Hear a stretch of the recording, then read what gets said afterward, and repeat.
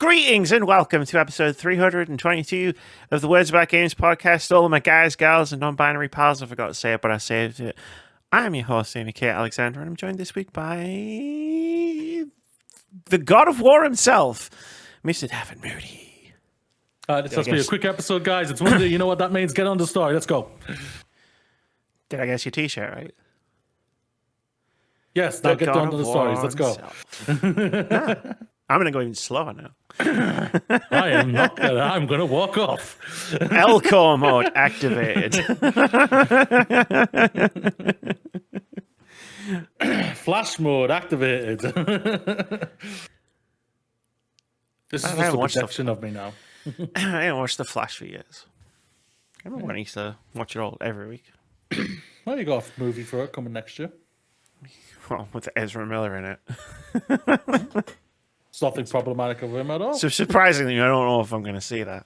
It's not problematic at all. But I know what I'm seeing in 1 week, Amy.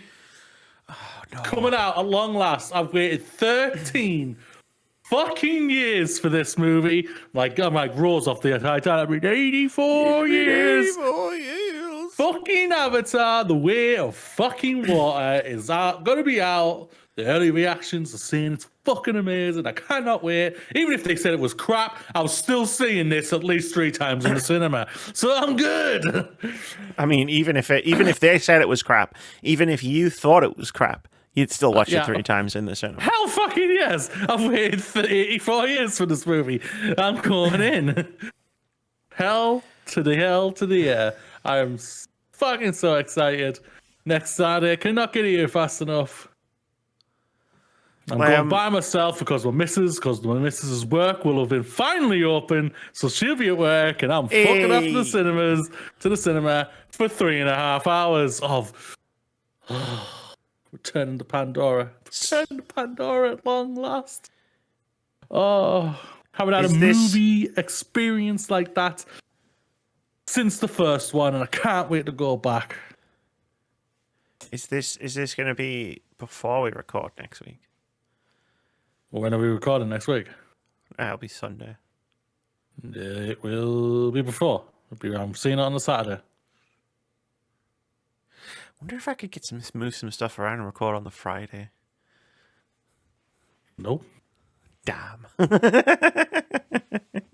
Because I'm rewatching Avatar on Friday night. Catching up on the whole series. I've watched it 3 times this month already. Wow. I'm a nut job. You are a nut job. 13 fucking years for this movie. Hopefully I won't have to wait as long for the sequel for this one. He's apparently said it's 2024. He's made like 7. He's made like 7 movies at once. All right. Yeah, he's made 2. Avatar 2 and 3. They've been filmed back to back. Third one is basically 95% done. There's a couple of more shots to do apparently, and they've already shot a bit of the 4th one, which is not until 2026. So, yeah, and then the 5th one is 2028. It's a lot of Avatar. It's a lot of Avatar, and I can't bloody wait. Pandora, baby, I cannot wait. I watched a James Cameron movie recently. Okay, he hasn't made many, so I think this might not be that. Ooh, this should be fun. Okay. What James Cameron movie did Amy watch the other night? Should I tell you the 2 movies? Well, I'll tell you 2 of the movies I watched leading up to this, because I watched a bunch of movies in one day. Okay. This probably won't help, but probably not. Because the first one I watched was Everything Everywhere All at Once, because it was on Prime, and I really enjoyed it. And then when I was finished with that movie, I was like, I need something like easy, casual, crazy than that digestible. Movie? I fucking loved that movie, but I was like, I need something not complicated. So I watched Ghostbusters. That's why I didn't enjoy it that much. That's why I didn't enjoy it that much. Oh, I fucking loved it. I loved everything. And then I watched Ghostbusters. Fair. Phil would be proud of you. And then I watched a James Cameron movie. No, I watched another movie.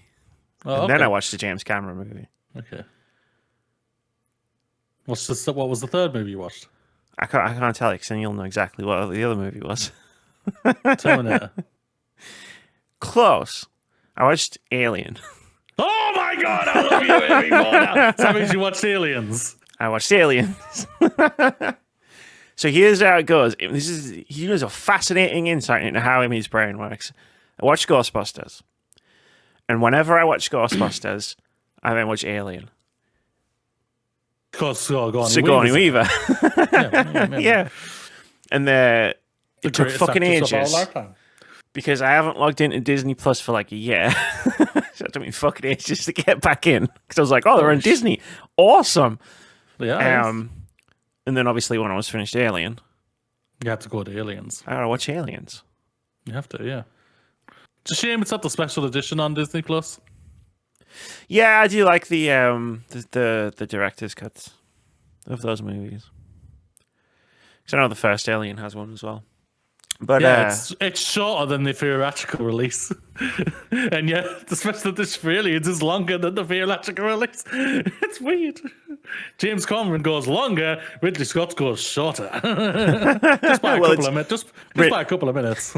Just Ridley Scott and James Cameron having an argument, and Ridley Scott's just like, it's called a director's cut, James.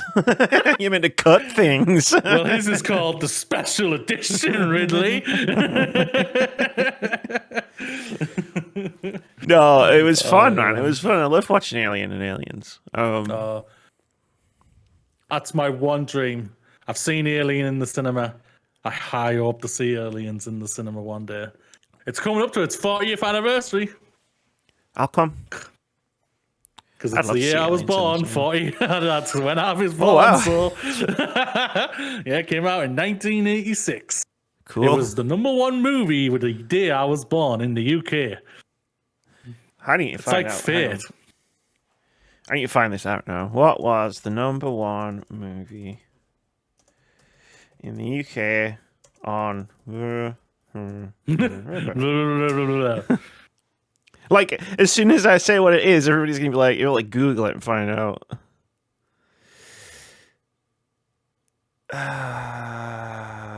There it is. Oh, that's America. So that's it. I'm pretty sure it was Aliens. For me, no, I'm looking for me. Oh, for you. Here we go. List of box 1980 box office films.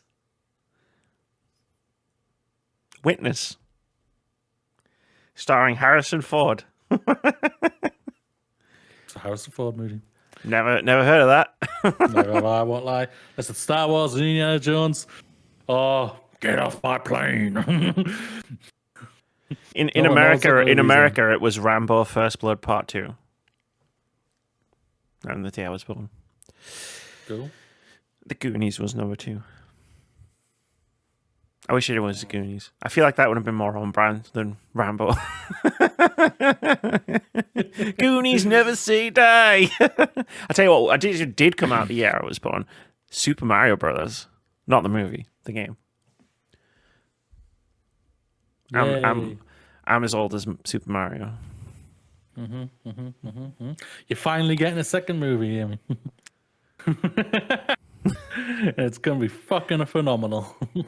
I like the first one. I mean, it's objectively terrible, but like in that Mystery Science Theater 3000, where you can have a laugh while you watch it with friends. Yeah, do what you do. I'm not gonna watch that again anytime soon. Don't think you'll be able to get any friends to watch it with you. Oh, you'd be surprised. You're just talking for yourself there. He's like, I'm not fucking watching that movie again. I ain't going up north. Even though I'm going up north soon. I used to run a movie podcast. I've got a reputation to protect. I'm not watching Super Mario Brothers starring Bob Hoskins. Fuck that reputation. I took that thing in the bin, so I have a reputation. People think I know what I'm talking about. They've listened to me on this podcast for 3 years? Sure, why not? 3 years, yeah. And 2019, wasn't it? I believe your full-time appearances on the podcast were the Herald of the Apocalypse. Some might blame me for that, but I do. Blame me for getting me I getting told China COVID. to keep it in their country. They didn't I listen. told them, right? I fucking said, but no one listened to me. What I Told find them, funny Bill. is, Go yeah. on. Well, no, what I find funny is like people have listened to this podcast for more than 3 years, and like listening to all my stuff, and they still think I know what I'm talking about.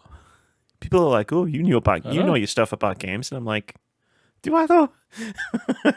Do I?" She likes them, and she has massive opinions on them. It's like, "Oh, you know what you're talking about." I mean, okay, sure, why not? If you say so. Yeah. That's why when Amy recommends a game, I'm like, right, I'm going the opposite direction. Because deep down, we all know I probably won't like it. That's why when I post a retrospective, I turn off all of my notifications for a week. Only for a weekend, huh? Oh man, when the Mass Effect video comes Yeah, I out, I know, might just never go back on social media. Oh, it's been weird being off it, but it's been all right at the same time. Oh, I'm looking forward to getting all of this sensible, reasonable responses to that video. If hopefully no one watches it, and then I don't need to worry about it. I'm putting all this effort into a 4-hour video, then I hope nobody watches it.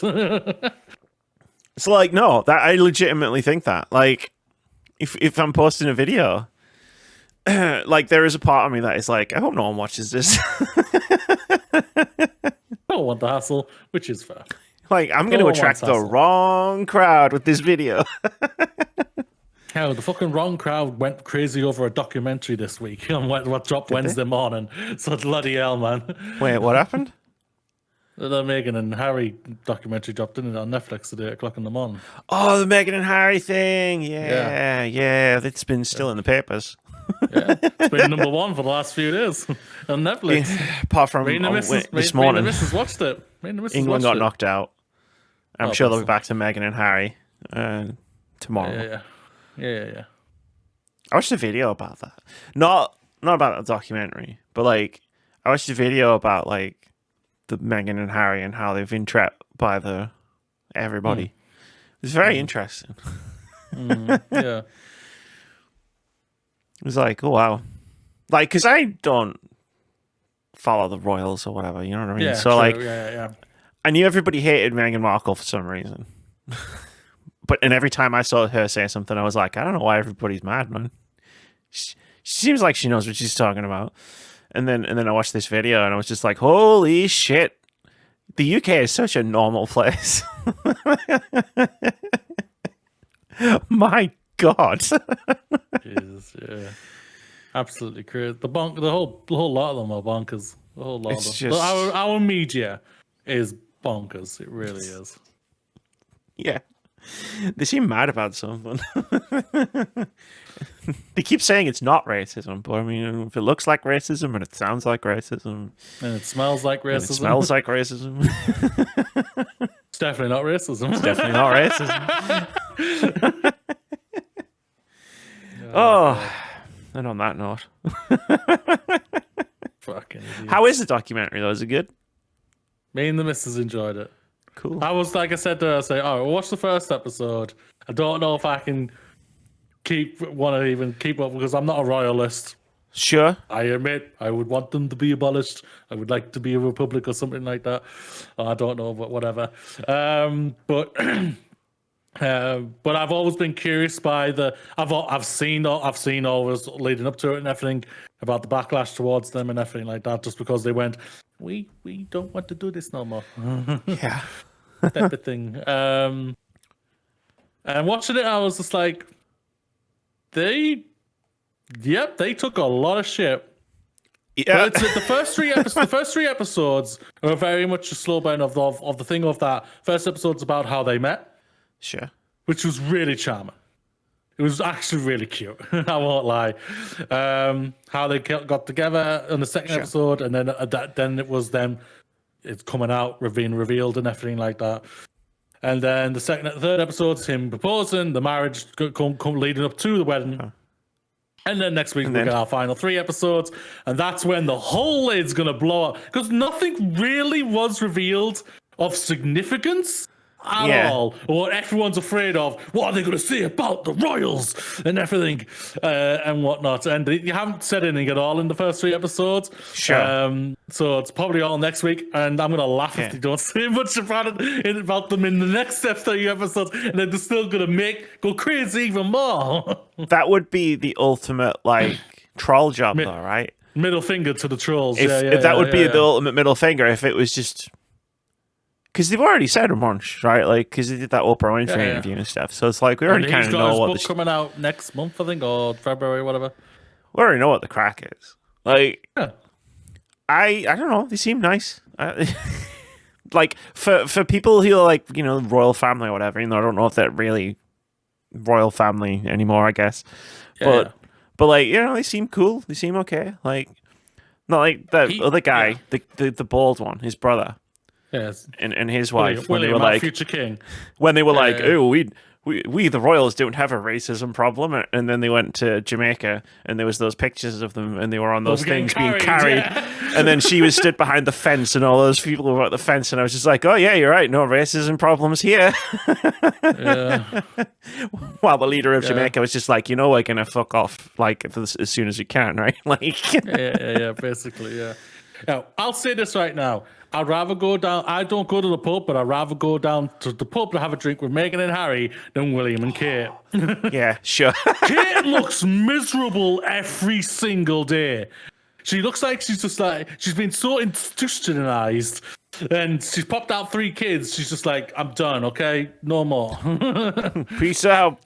Peace out. But I still want that crown at the end of the day. So, Charles, hurry up, will you? Come on, Charles. My boss completely reminded me this week that, oh shit, next year. I said, what about next year? We got his fucking coronation next year. Go ahead. Oh god, fucking hell, yeah. It's gonna be a whole fucking weekend, isn't it? Of them just fucking. It's okay. I mean, we might have all frozen to death by then. all burnt to death. Either way. Or if we survive the winter. Go into the burning.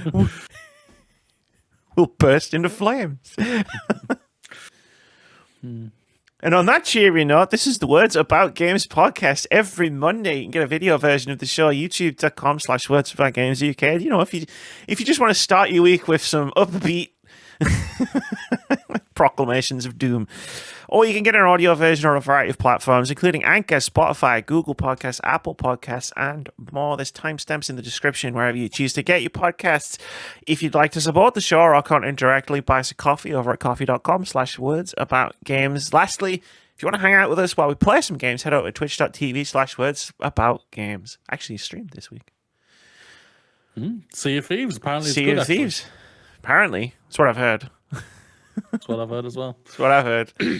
Someone really hot and smart and clever said Sea of Thieves is good, actually. And I just went, okay, let me try it then. Me and Ryan played it for 4 hours. It's fun. Come join us. Come join our jolly crew. Yeah. Didn't think so. We were talking about it where he was like, I wonder if we can get anybody else in. And I said, all right, we can get Abby to play. I think Abby will play Sea of Thieves because she seems like she really thrives on chaos. And Sea of Thieves is all chaos. Mm-hmm. And then Ryan goes, oh, we could get Moody. And I went, Moody's not going to want to play. I'll get bored really fast. Yeah. It would be like Back 4 Blood. I'll go, oh, look at this. It's still as pretty as ever the last time. Ooh, look at this water. I can still fire myself out of a cannon. I'm not bored now, guys. All right, I'm good. See you later. Bye. Like, it's been Peace 5 out. minutes. We haven't even left the dock yet. Well, I'll fool you, huh? I've already installed it. Yeah. Moody, it's literally just been 5 minutes. I know. Listen, right? I move fast. That's what Mrs. says, anyway. I didn't say it. I was like, should I say it? No, I'm not going to say it. And then you just said it. God damn you. I broke Amy. Yes. The Game Awards happened again this year. 2022. Yes, it happened Game again Awards. this year. Yeah. The Game Awards that were going to be shorter than last year. Was it actually shorter? I wasn't sure. It was the same length. It was the same length. I Googled it. So last year, it was 30-minute pre-show, 3 hours long. Mm-hmm. And then old Jeff, who, as I revealed in last week's episode, I had beef with, comes out on an interview, I think it was, where he said it's going to be, and he quote, significantly shorter this year. And I was like, mint. Maybe I won't have to stay up till dickhead o'clock this year to watch it. Although, when I read that, I wasn't going to, and then I did anyway. But, yeah, and then when he said it's going to be 2.5 hours plus a 30-minute pre-show, I was like, that's 30 minutes shorter. We need to have a discussion with Jeff Keighley about what the word significantly means. There's a lot of things we need to just have a conversation with Jeff Keighley about. I feel like we're going to have a conversation about it in the next 20 minutes. But yeah, no. And then it's significantly, and it wasn't. It was 3 hours long, and with a 30-minute pre-show, it finished at 4 a.m. I was fuming, really. Yeah. I was fuming. Yeah. There was a couple of tired eyes in my office on Friday morning. Mate, I don't think I've caught up with sleep yet. Like, what the fuck, man? I went to bed at 4. And I was fast asleep. I went to bed at 4:30 and I was up at 8. And then I did something on Friday night, but I'm damned if I remember what it was.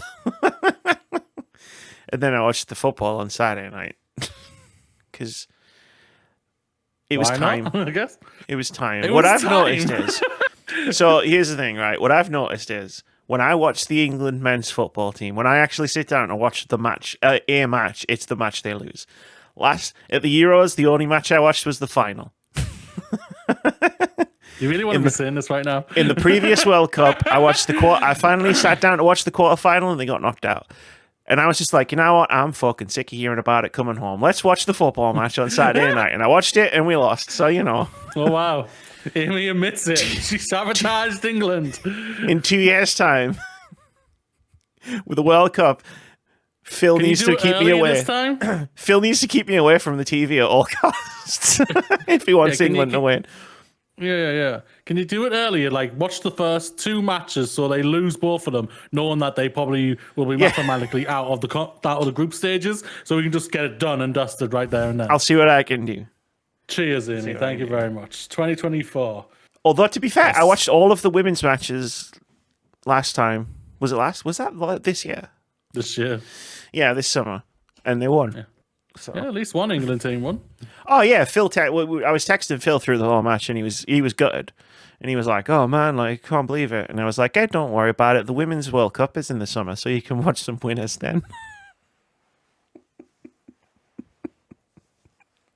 Oh, Amy, spiciness. You gotta bring it. But anyway, the Game Awards. As I said, these Game Awards. These Game Awards. The fucking lie. Jeff lied to me. About how long he lies to everybody. He lies to everybody. He does. It's true. We've got three subcategories. Where do you want to start? He's a pathological liar. Sounds like you want to start with general thoughts. General thoughts. Well, I don't really have any general thoughts on the show in general of the part because I didn't watch it. I didn't watch it whatsoever. I watched the GameSpot winners part. Sure. And when I watched all of that, I was thinking more than 70%, if not more, of the awards were literally Jeff Keighley or I don't know the lady's name. Sydney something. So thank you very much. Sydney something. So literally reading out the nominees and then saying, and the winner is God of War, and the winner is God of War, or whatever, you know? And they were just like, you've created a stage, you've got a stage, how about you bring on the people who win these awards to actually talk? Mm-hmm. It's just a waste of time having all of these nominations if you're not going to have them talking. But this is the thing about it. I've come to the realization, or not come to the realization. It's been the realization for years and years when it comes to Jeff Keighley's Game Awards show. It's that it is nothing but an advertisement. It's an E3. That's all it is. And he tries to shoehorn in a giant statue. Looks heavy. Just so he can say it does look heavy. I watched Miyazaki brand that thing like it was a weapon. Yeah. And then it's like this is what a lot of eyes. He gets a lot of eyes on his show. There's no doubt about it. So this is what I was thinking. It's the same as what you're thinking, I think. Where it's just like, why do we have so many different awards? Like what? Because let's be real here. How many different games actually won awards that night? Not like many. 5. Like Elden Ring won a bunch of awards. God of War won a bunch of awards. Stray won 2 awards, and then like there was like a couple of the other awards that they weren't nominated for. That obviously they didn't win. Yeah, but like not many games won different awards, and like if you make a game awards show, right, which has got awards in it, but you don't have time to give out all of the awards properly, why not just not have all of the awards, man? Yeah, that's true. It's like clearly you don't need them. Yeah, and then you could focus on the main awards, but also keep all the advertisement in, because then you could free up a ton of space for when you do the main awards. You can bring up the people. And I have to say this right now. Stop with the celebrities, for God's sakes. Oh, yeah. I'm sick of them. I don't care if you had one of the greatest actors of our time in Al Pacino there. I don't give a fuck. For God's sakes, for me, you should have been bringing on last year's winner to announce that award. And that's what you should do. Bring on last year's winners to announce the awards. It's the perfect thing. They get time. They get more shine on them, along by shining more light on to the new person who's gonna win the award. No, let's bring on the celebrity. Let's bring all this crap. Let's all bring on these. Yes, okay, you brought on the Last of Us team. Congratulations. We've seen 2 of them for many years. And yes, we know they're both in the trailer. We'll talk about the trailer later. But it's like he doesn't know how to do a show. We know this. It's nothing but advertisement, and it sucks that it's nothing but advertisement. It's not a champion of the developers. It's a champion of the games, which I think it should be. He should be able to do both, not just one. Well, he could. He does 3 shows a year, and like, why can't one of them just not be all about fucking adverts? That'd be nice. You can have the thing is, it's finding that right balance. Like, people are sick of the Oscars in a lot of way of that. Oh, it's boring. It's nothing about the awards and all like that, which I think is a stupid reason, because it should be about the award.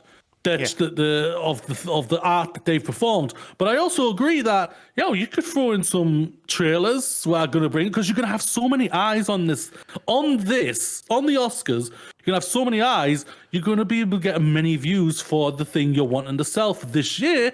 So like, you can do it and you can do advertisement and champion the art, the awards, the people at the same time.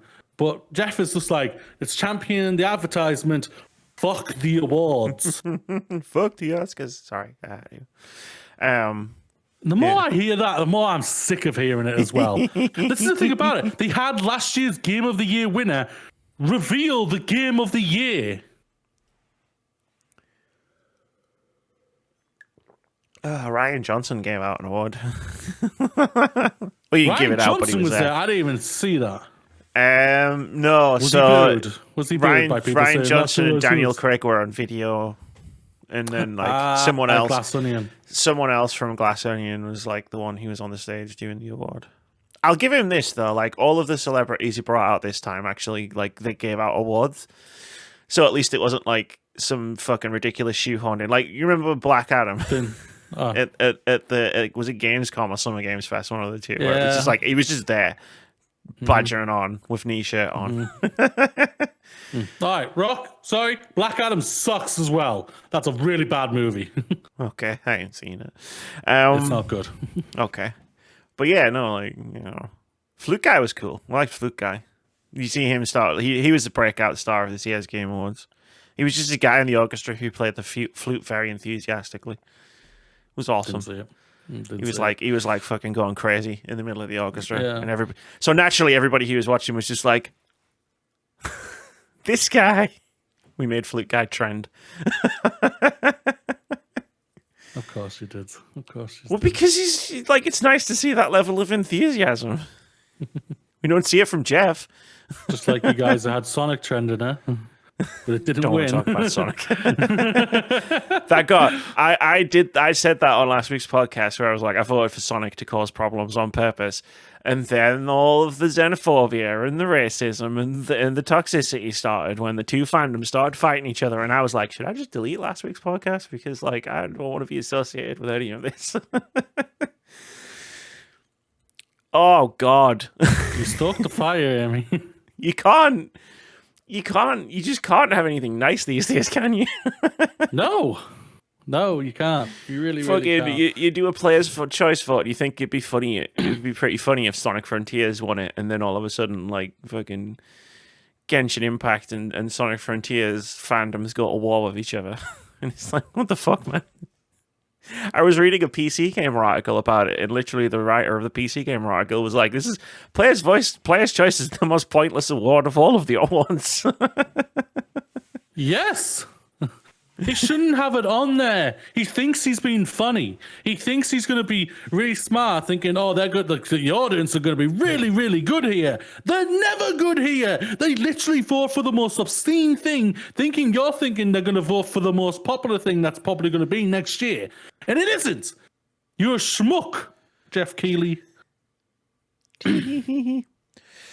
Yeah, it's... I don't know, man. Just dickheads. There was a thing about like the game workers union people outside, but I want to talk about that next week because there are journalists who are talking to people and trying to put a story together. So I want to see if there's going to be a story about it that we can talk about next week because it's kind of like a couple of. I've seen it. Yes, I've seen it as well. Yeah, but. Which I'll just say this right now: if this is true, Jeff Keighley, it's disgusting that your associated award show has allowed this to happen. Mm-hmm. Where was this? Yeah, because then you could just turn around and be like, where the fuck was the security when this kid was? You know what I mean? Like, and what annoyed me even more is this was coming up on Twitter. People were talking about like they were told to remove their pin badges, and you could see the pictures of the police harassing the game workers union people who are outside the arena and stuff. And then like Schreier and all the other fucking and a bunch of other fucking journalists ignored that and went to try and were like, I've talked to the kid who crushed the Game of the Year thing at the Game Awards, and it's like, why though? Like what? Why? Oh, because it's newsworthy. I've got something newsworthy for you.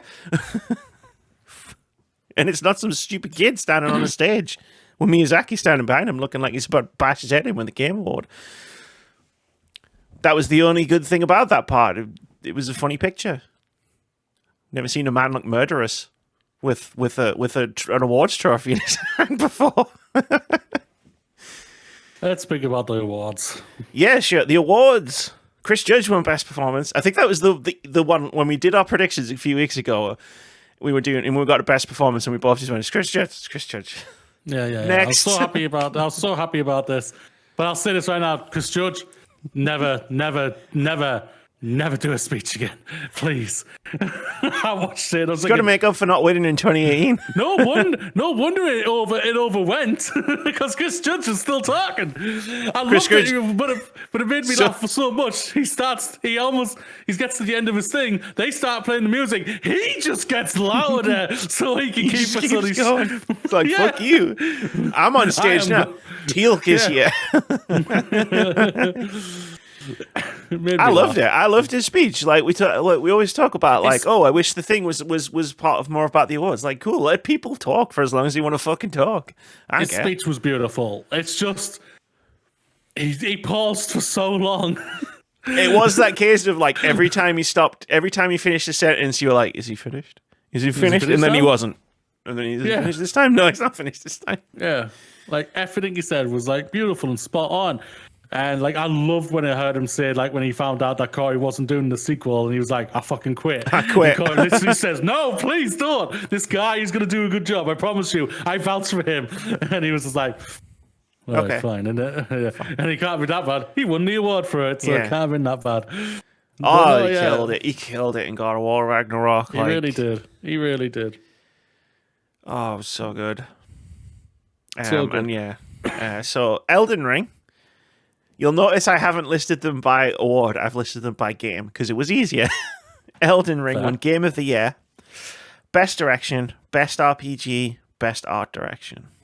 There's no doubt about this. Like I can't say anything about the game subjectively wise, but objectively wise, I can literally say that it's well deserved. Like you don't get critics praising this game like crazy, and even the audience bloody loving this game at the same time. Like, and yeah, it's well deserved. There's no doubt about it. Like we both said, but all these awards are literally between Elden Ring and God of War.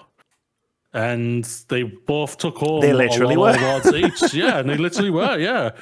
And yeah, it's absolutely fantastic. Like, I have no problem. But it's basically kind of like the same thing, though, but roles reverse for when God of War won it. God of War didn't win that many awards the first time, but it won the major two, Best Director and then Game of the Year. Like, Red Dead 2 won, like, most of the other awards, which was really funny.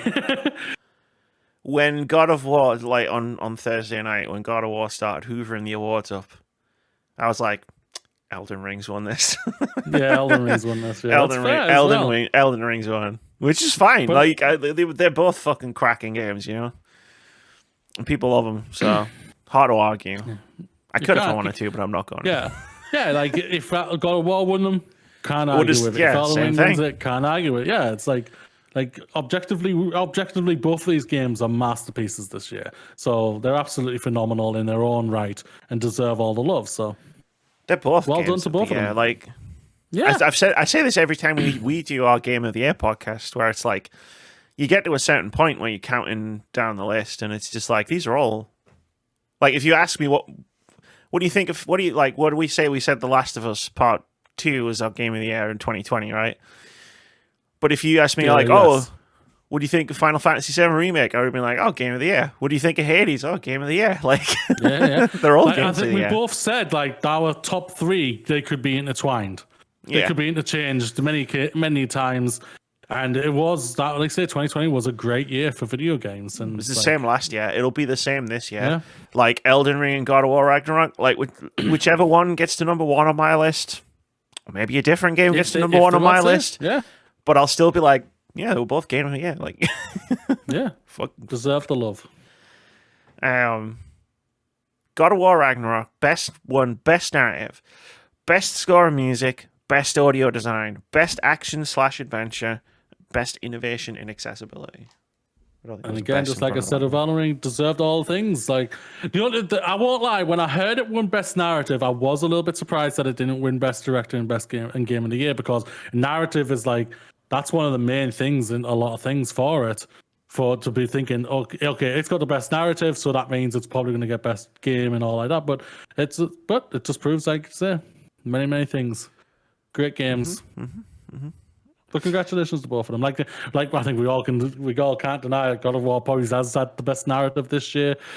So this is a great narrative. So one of them. Yeah. Best. They did the music thing. They did the song from the trailer as well, live on the stage with Ben McCreary and his windy music instrument that I can never remember the name of. And a horse. Yeah, it was like the one like musical performance that wasn't just the orchestra playing like game music. So I'm really happy that it was actually from a fucking video game. You know, it wasn't Green Day coming out on stage for no reason. Like, I remember that. They did Blood in the Snow. Which is the song from the end of God of War Ragnarok. And I was like, it's a good song. It's a fucking good song. And hearing like the entire orchestra playing God of War music is like, yeah, it's 2 a.m. It's a beautiful thing. Yeah. It's 2 a.m. But yeah, baby. Oh yeah, I'm into this. Yeah. Obviously, I didn't list every single award. I never do. Stray won Best Indie and Best Debut Indie. Not surprising. We even said ourselves. It's the one that everybody remembers. Yeah, it got so many awards. It was going to win the best indie ones.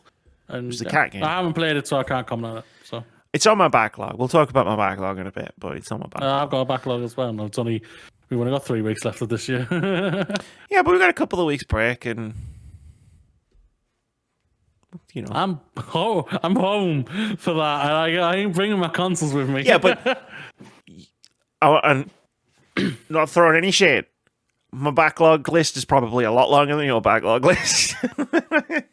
Because I'm fucking nuts. Well, yeah, you go for very interesting games. Oh, I do. You go for the most obscene games. I think a lot of people that don't Obscure. talk about. Obscure. Obscure. Yeah, No. Obscene games is something else, and I do play those too. As Dusk Falls for games for impact, I still don't understand what this category is supposed to be for, but As Dusk Falls was a cool game, so cool. Mm-hmm. Took a drink. And best. Oh, go on. Sorry. No, I was going to talk about the one you were going to talk about. Yeah, and best adaptation was Arcane. Arcane was a 2021 show. It should not have been eligible for this year. I don't care what Jeff Keighley fucking says. Here's the thing, Keighley. I don't think Keighley realizes about creating this category for the Game Awards. There's not that many game adaptations in a year. So this is not. So it's going to be the same ones this year for next year? Well, what's coming out next year? Like The Last of Us, which is probably going to win. Mario. Last of Us, Mario. That's it that I know. That is a mashup I would watch. Smash those two things together. Give me a movie. Top of my head. That's the only things I can. This is what I'm talking about. Like, there's never that many. That's why this hasn't been an award before, because you just don't have that many adaptations come out like in the space of a year. Yeah. And so he's going to allow Cyberpunk to be in it for next year, and then he's going to realize, oh shit, that Last of Us is going to take this. was Cyberpunk in this one? It was, wasn't it? Yeah, it was. Yeah, it was one of the nominees. Yeah. Because it's the 2022 one, it probably should have won. All right, Mister. Last of Us Part 1 is one of my games of the year. Came out in 2022.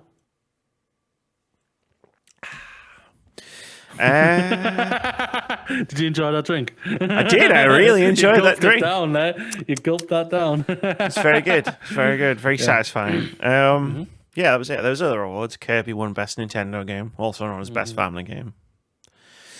That's the only other one I remember off the top of my head because they rapid fired most of them. So yeah, I have no idea. Like the guy. My favorite one was when they did the thing, because they did the thing where Jeff went, and the nominees are blah, blah, blah, blah, blah, blah, and the winner is blah, blah, blah, and the nominees are blah, blah, blah. But there was, in the pre-show, Sydney did one where she just went, and the nominees are, and then she didn't say the nominees, and then she just went, and the winner is. And I was like, this is so awkward. What are you doing? You got to at least say the nominees. She just wanted to feel the magic. You've got an award for accessibility, yet you're not even saying the award nominees out loud. What are you doing? No, not out of all the awards, that's the one they said it for? No, it was some esports thing. It's just, I just thought like, hey, if you've got an award for accessibility, maybe make your show accessible. That was where I was going with that. Oh, okay. The accessibility award, I don't remember how they gave that out. I think that was one of the ones where someone got up on stage and talked. Oh, if it was, that's great. I don't know. God of War came up a lot. It's hard. It's a blur. Yes, it did. I heard the words God of War Ragnarok so many times. 4, 5, 6. Plus Chris Judge. Winning best performance. Yeah, 6. Chris Judge. Yeah, fucking hell, man. Yeah. Trailers and stuff. So you put some in, I put some in, and then I mix them up. So we go backwards and forwards on the things that I put in and the things that you put in. And my number one takeaway was Hades 2. What the fuck? It's rare that I'm genuinely shocked at a games marketing press conference thing. Hades fucking 2, Moody. Yeah, that's we all knew they were going to be doing obviously another game and everything like that. I didn't think they would do a sequel. I thought they would do a new IP or something, but never done a sequel before. You've never done a sequel before, so it's like, well, okay. Well, I guess their biggest game, the best Yeah. deserves a sequel. I guess out of all of them, I guess the biggest game they've ever done is going to deserve the sequel out of all of them. Looks looks just like Hades, which is which is a fantastic game. So you can't ask for much more. I mean, oh, I'm so in. Like, I joked to you before we started recording, like, this was the first thing they revealed in the main show. And, like, I could have just stopped there. It was all downhill from here. But did they give you a year for when it's coming out? Did they say 2023? So it's coming out in early access, because, like, the first one. So it's probably coming out in 2023. 2024. But it'll be in early access in 2023. So who knows? The last one took a year and a half, I think, to come out of early access. So we'll see. It depends when they release it. But it's so good. Like, you know, I get what you're saying as well. Like, Bastion, Transistor, and Pyre are all great games, but like they never stuck around as a thing people were obsessed with as much as Hades. Like, people still talk about Hades all the time. So yeah, well, why not make a second one? Yeah, definitely, no doubt about it. It does, like I say, it deserves a sequel. So we'll definitely see what happens with it. Earthblade, the Celeste creators. We knew they were doing something. Celeste was one of the best games that came out in 2018, I want to say. Yep, 2018. And yeah, I think, if I remember rightly, I played that game because of your review. Oh, wow. Yeah. Thank you. It's always nice to hear. So, so I do listen sometimes when you recommend games. And it was a beautiful game. And this one looks just as beautiful. So it's like, I love pixel art games, and I can't wait to give this a go. I love that. Well, I love that you say this is 2024, guys. Yeah, so you're waiting. Look, man. Which is fine. No, you know what? At the end of the day, it's actually the smartest choice. They're just like, we probably could get this out in 2023, but it's like, we're staying the fuck out of 2023's way right now. So many games that I've seen release dates for in the last week are going to get delayed. Like, so many 2023 games are just going to not be 2023 games, and I'm fine with that. Yeah, true, no doubt about that. Do I think Final Fantasy 16 is coming out June 2023? No. Not even a little bit. But yeah, no, Earthblade, like, I mean, I'm down for anything that the Celeste crew makes, you know, like, give me more of whatever you're making. Yeah. Definitely. I just want to shout out Armored Core 6, because, like, I feel like that's been a meme. I feel like somewhere out there, like, Russ is, like, overjoyed. Because he used to... It's got its audience. He used to play Armored Core all the time, and I could never get into it. But he used to talk about it a lot on the podcast. He'd always be like, oh, man, we haven't had an Armored Core game for, like, I think it's 10 years at this point today. Does he know about the sequel? I don't know. I'm going to tell him. I'm going to be like, hey. Tell him when we do our Fantasy Critic list next year. He'll be like, Armored Core! Yeah, someone nicks it. And then I'll be like, there's an Armored Core game? No, he'll pick Armored Core, and then I'll know it's not coming out next year. Because that's how Rust works. Oh, bless him. But, like, no, like, it's cool. It's cool. Like, and obviously, like, I don't know how, like, it's going to be different from Soulsborne, right? Yeah. So that's intriguing to me. No doubt about it. Jedi Survived, the next Star Wars game, sequel to Jedi Fallen Order. Greasy money, baby. Yeah. Easy money, no doubt about that. I hope this is better than the first one. I enjoyed the first one. I didn't love the first one, as everyone knows. I know you really enjoyed it, Amy. I love the first one. You were a really big fan of it. I just didn't click with it as much. I felt like it was. I just felt like it was safe. I just didn't feel like it. Yeah, that's probably fair. Didn't try harder for it, but the sequel does look very intriguing. And I'm ready to go back to this world. Like I say, we haven't had a good Star Wars game since the last one, so let's get another good before one. that, it was it was a bit of a wilderness. It was the slim pickings indeed. Yeah, no, like I loved the first one. It was buggy. I'm not gonna deny when I played it. It was buggy when it came out. But I liked the characters. The story was fine. I really liked the antagonist, the Inquisitor. She was cool, and I just like the gameplay. I love the Metroidvania-ness of it, but also the lightsaber combat was good as well. Yeah. like a non-intense version of Dark Souls. Whereas it's the gameplay mechanics of Dark Souls, but without getting my face stomped into the ground every 20 minutes. That is fair, no doubt about it. And I have a lightsaber. Yeah, I hope the map system's a little bit better than it was last time. I really didn't enjoy the map system. I thought it was I just thought it was crap. I'm not going to deny it. I thought it was a crap map system. But like I said, I do agree with you. The characters, I did enjoy the characters. We will see, though. We will see. There's no doubt about that. I'm curious. But the game's going to sell bangers. Oh, it's gonna sell like crazy, and hopefully it's a more stable experience at launch. And that's the thing about my experience was a very buggy experience, so that's why I think I was just also a little bit let down by that part. That's fair. That's totally fair. I know I bugged out one entire boss. I never actually fought. There was a boss in the game I never actually fought because it bugged out. I think it was an at or something, and I was just like, oh, I won. Aha, maybe this is how you become the true Jedi. Oh, worked for Luke. He didn't actually fight. He didn't actually fight. So I got Hellboy, Web of Weird, because I love Hellboy. And Lance Reddick is going to voice Hellboy. Love Lance Reddick. Fan of Hellboy, there's no doubt about that. I didn't like what I saw. I just didn't vibe with me. Fair. I was just like, The art style is pretty close to the comics. Oh, I don't mind the art style. It was just something about though that just didn't make me go, yes. Yeah, it's fair. It was just an announcement trailer on it, so there wasn't much to it. Yeah, no doubt about that. But that's the thing about the Game Awards is you can't really do when we did Microsoft and we were on for an hour and a half going and this and this and then this and this. These are just little trailers. Most of them you just go, it's a thing that I like.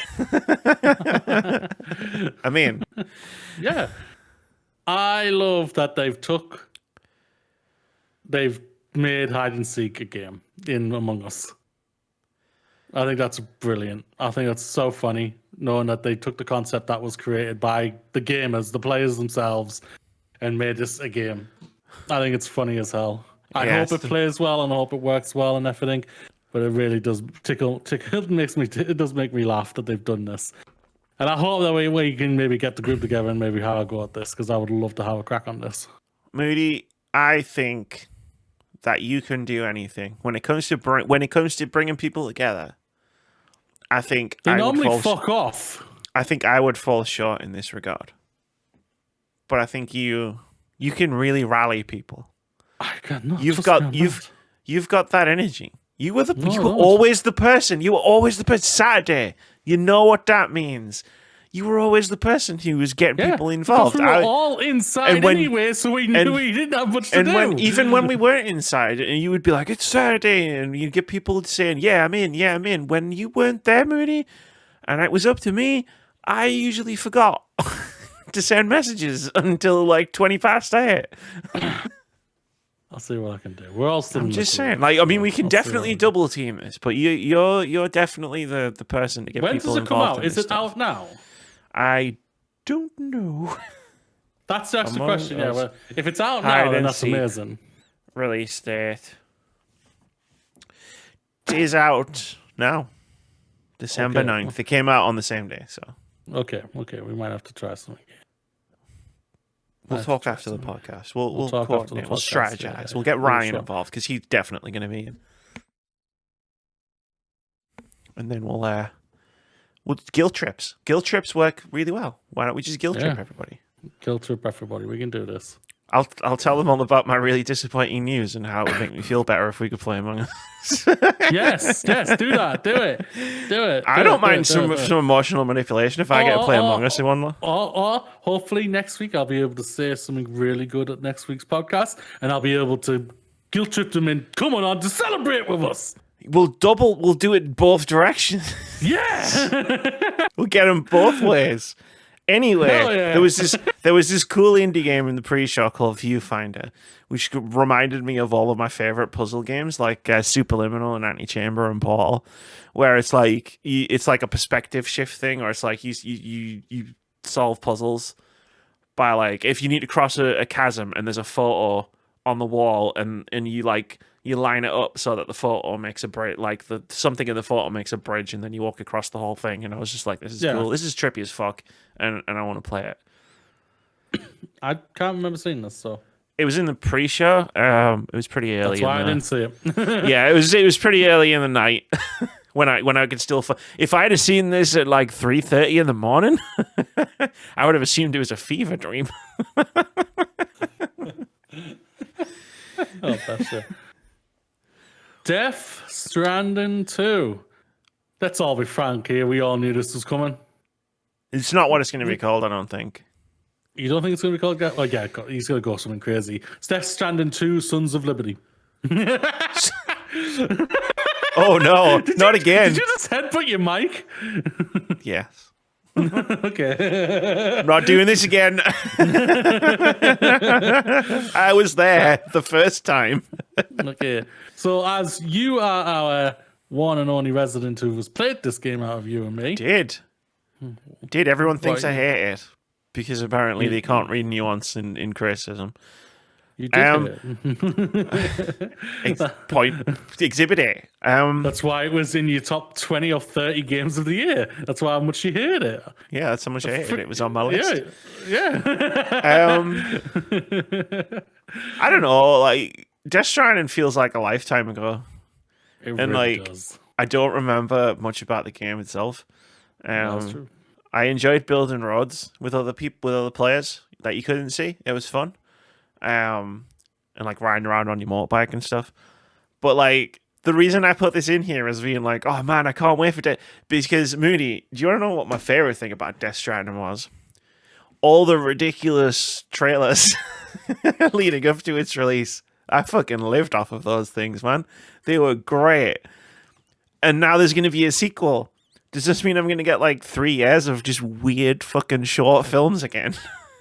Probably, yeah. I'm in. I fucking love them. So he's obviously got a big enough team now where he's able to create 2 games because he's doing obviously the Xbox game as well. I even said when he was talking, because obviously he was on the stage talking about this.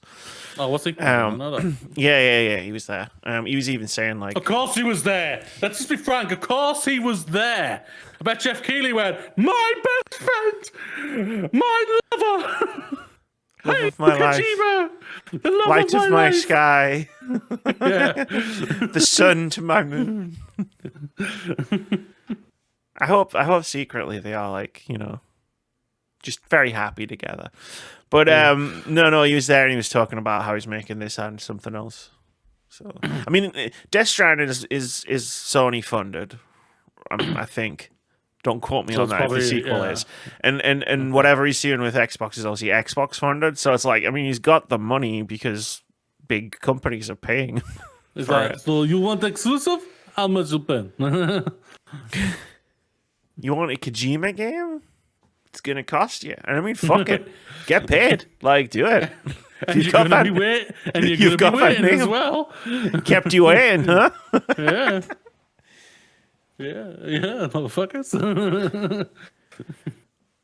Which comes out first, this or the Xbox exclusive? This. Definitely this. Because he's Yeah, already probably built. had this, Yeah. yeah. He's probably at this. He's got the assets and everything like that and whatnot. So yeah, this is probably more ahead than a lot of people actually think it is. I'm not saying it's coming next year or anything like that, but it is probably further along. Than what Death people Stranding think. 2 coming 2023, confirmed by Moody. No, I may have worked for them. Doesn't mean I know anything. I don't know anything from PlayStation. Leave me alone. Don't write this. Don't worry, I'll get the inside scoop out of him. And you then got never one tell left. anybody You got- because that's just I respect people. I respect my people's confidences. Sure, yeah. One thing though, Amy, that we both know. actually thought might actually have been here this year. Dragon Age. I'm not gonna lie. I'd say 40% of why, maybe it's even 50% of why I even stayed up watching the entire Game Awards was because I thought I was going to see Dragon Age. You were hoping for that screenshot. So, right at the beginning of the show, Jeff says, and we're going to have an update on Final Fantasy 16. And then they kept saying it, and then getting towards the end, and I was like, okay, so this is going to be like, the Final Fantasy 16 thing is going to be towards the end of the show. I was like, but it's not going to be the last thing. There's no way Jeff said right at the beginning what the last thing of the show was going to be. That would be ridiculous. There's obviously going to be one more thing, and maybe it'll be Dragon Age. And it wasn't. There was no one more thing. That was maybe he wasn't able to get Vin Diesel on to do the one more thing on. Well, no, he's had Vin Diesel, and he's had Michelle Rodriguez, and he's had The Rock. Who else is in those films? Who else in those films? Who else is in those films? Gal Gadot was in some of them. Yeah, her character's dead. So's her DC film franchise.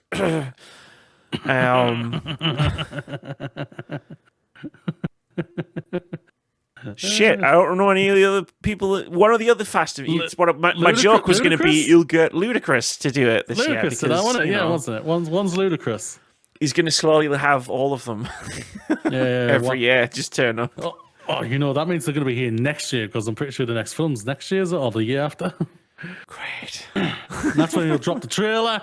Oh God, no, Amy, what have I done? But yeah, it's Dragon Age. It wasn't there. Where's this game, Amy? I won't lie. I think every year we've been saying this. Where's Dragon Age? Where's Dragon Age, Amy?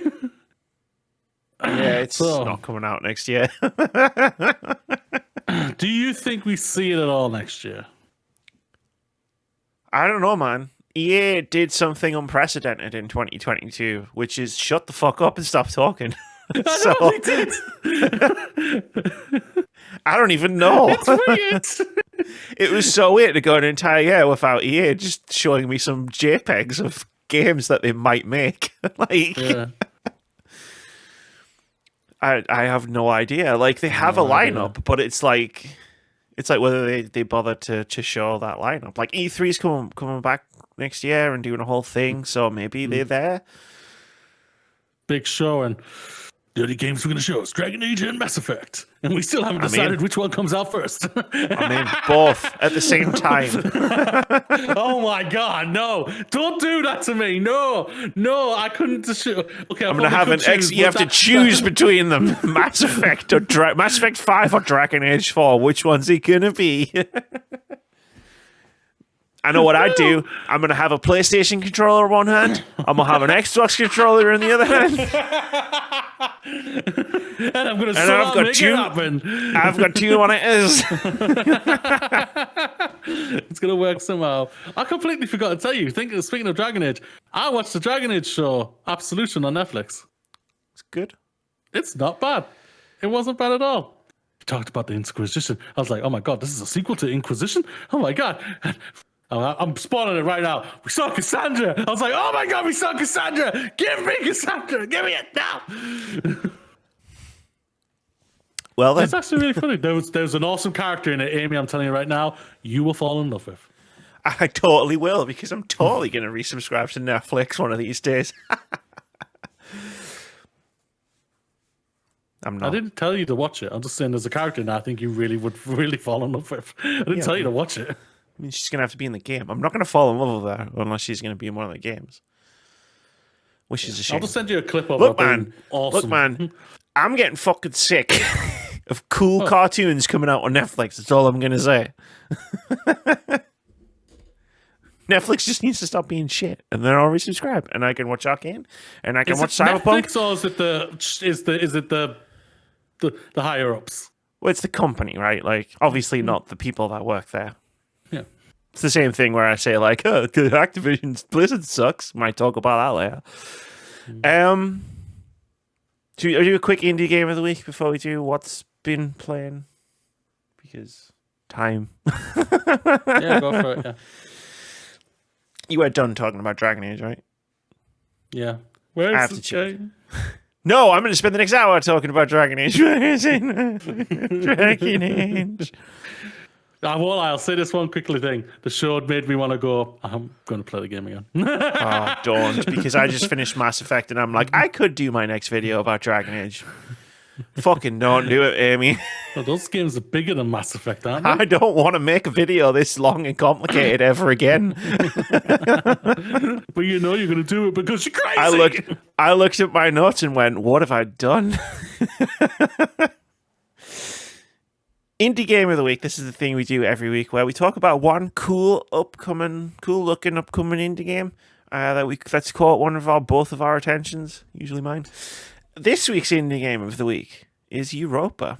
Was that shit? No. On the moon Europa, a lush terraformed paradise in Jupiter's shadow, an android named Z sets out in search of answers.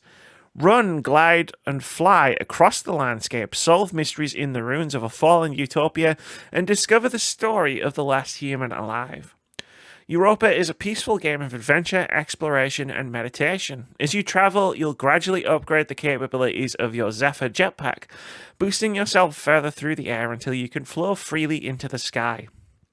A breathtaking world of lakes, meadows, and mountains to explore scattered within the remains of a fallen civilization, free-flowing movement that empowers you to glide serenely from boost to boost, building power and momentum over time. Uncover secrets, solve puzzles, and navigate hidden dangers in the ruins, and an intimate story about growing up and humanity's relationship with nature.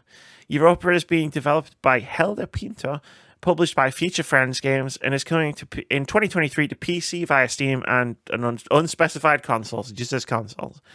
There's a link in the description if you want to check it out. You should check it out. Go have a look, go wishlist it. Looks like a cool game, and despite Moody trying to put me off by clicking all over the Google document, thinking I couldn't see his smirking little face. I was going to try something. I won't lie, but I thought, you know what? I want to get the better of the good times. So I thought copy the entire thing and paste it underneath and see if I just keep reading it. The answer would be yeah. I would just keep reading it. No, I was just going to press enter all the way down until how far it goes. How many pages can I create? It's a Google Doc, so infinity. Yeah, that's true, yeah. Some say they're still recording the podcast to this day. It's been 84 years. It's been 84 years.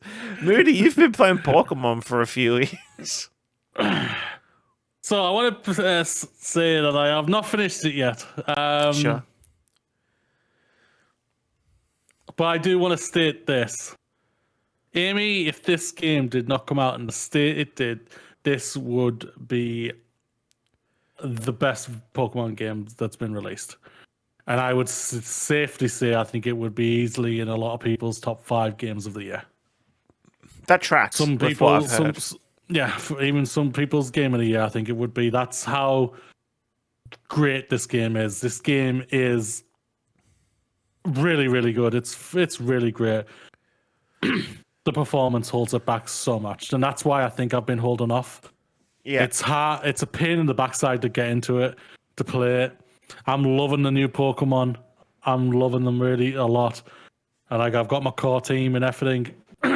But trying to get through the game in these frame rates and this performance is a right old pain in the backside. Sure. And I'm just like, it's crazy. It really, really is crazy to think how great of a game this is. And to think they've got away with it. Oh, yeah, they got away with it. They've got away with it.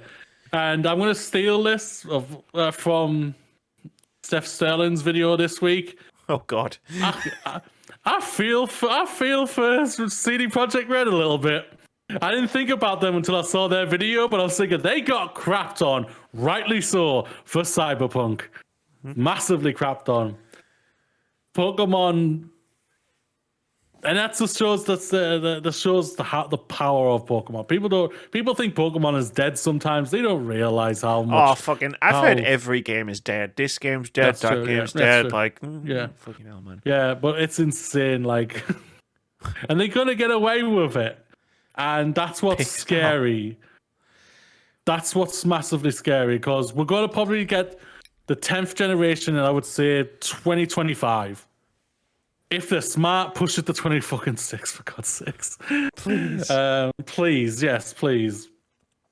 Because it's insane to think that they've released 2 really good Pokemon games this year. Arceus, I still really have a lot of fun with. And Scarlet and Violet, take the issues away, is an incredible game. It really is. It's a lot of fun. And it does a lot of better than life issues for the game and makes it a lot more funner. And I hate that it's in this state, and I hate that they're going to get away with it.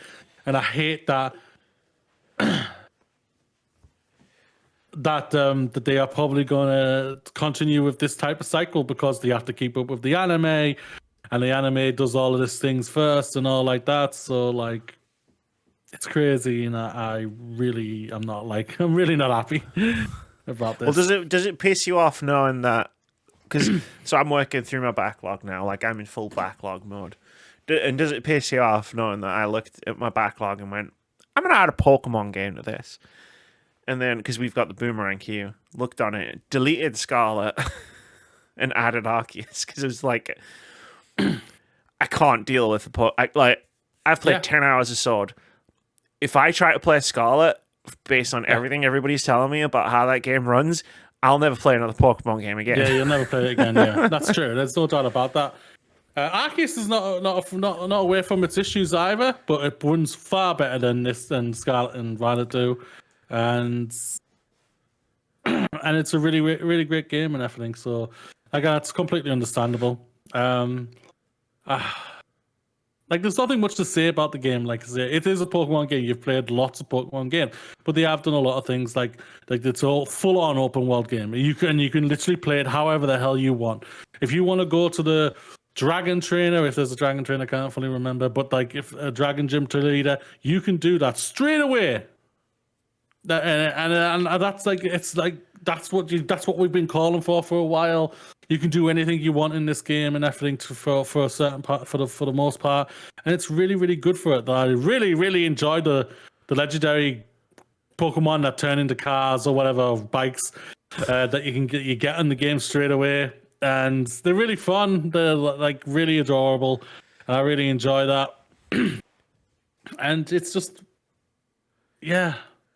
Like, I don't want to get really fully into it because like it's like you've seen it all, guys. You've seen the reviews, you've seen the bugs, you've seen all this, you've heard like what I've said, like what everyone else is saying. There's a great game here. There is a truly great Pokemon game here, and it's let down by the performance. I hope that they decide that they are going to bug this properly and hopefully get it fixed, but I don't know. And you are doing the right thing going with Arceus instead of Scarlet and Violet, because you would never play a Pokemon game ever again. I'd be like, this is truly bullshit. believe that. Yeah, I truly believe that. I really do. Well, it's on its way. Postal strikes notwithstanding. I'm playing Boomerang Roulette, which is, I do this at the end of every year where I just take every game that's on Boomerang that I haven't played, put it all in one massive queue, and just let Boomerang decide what I get. I'm still waiting for Callisto Protocol. Yeah. So Have you got that? No. So it hasn't been dispatched because obviously I didn't have any space. Okay. And we talked about it. Last week. And so it's on the list, and maybe I'll get sent it, but we'll see. There's like 3 games on the list.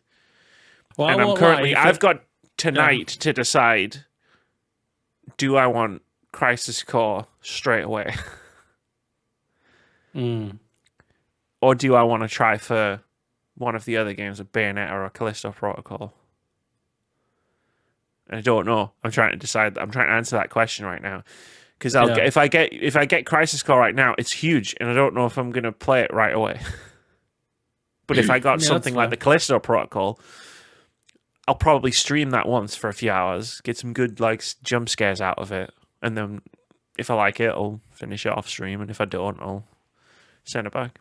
How I'm feeling about that game and everything, I'm probably just returning it straight away, just so I can get back to my backlog.